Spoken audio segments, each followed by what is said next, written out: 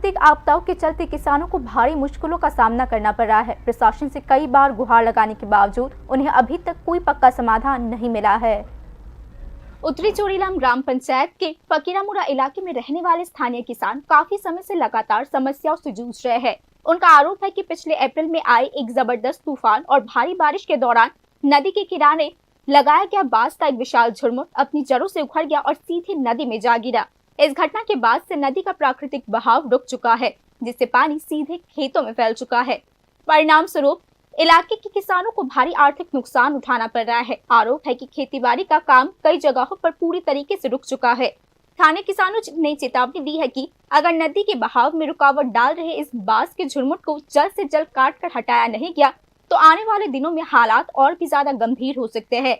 उन्होंने इस बात पर भी गहरा डर जाहिर किया है कि मानसून के मौसम में पानी का स्तर बढ़ने से खेती की जमीन के बड़े हिस्से में बड़े पैमाने पर बाढ़ आ सकती है। इस गंभीर स्थिति को देखते हुए प्रभावित किसानों ने विशालगढ़ के एसडीएम और आपदा प्रबंधन विभाग से तुरंत दखल देने की अपील की है। भाई আপনার সমস্যা কিটা? গত এপ্রিল মাসে প্রচণ্ড ঝড় বৃষ্টির কারণে ফকিরামোড়া ওয়াটার সাপ্লাইয়ের ঘরের কাছে নদীর ধারে এক বাজার এটা উল্টাইয়া নদীর ভিতরে পড়ছে, এমন মরা পড়ছে নদীর জল একবার বদ্ধ হয়ে গেছে।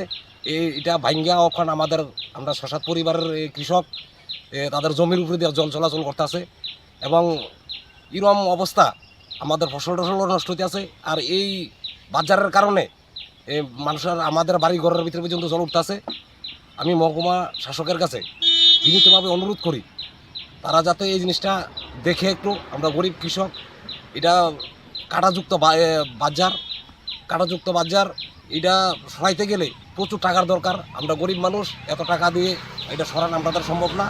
তাই প্রশাসনের কাছে আমরা মহকুমা শাসকের কাছে আমরা বিনীতভাবে অনুরোধ জানাই তিনি যেন জিনিসটা দেখে সেরা এটার সরানোর ব্যবস্থা করে দেন।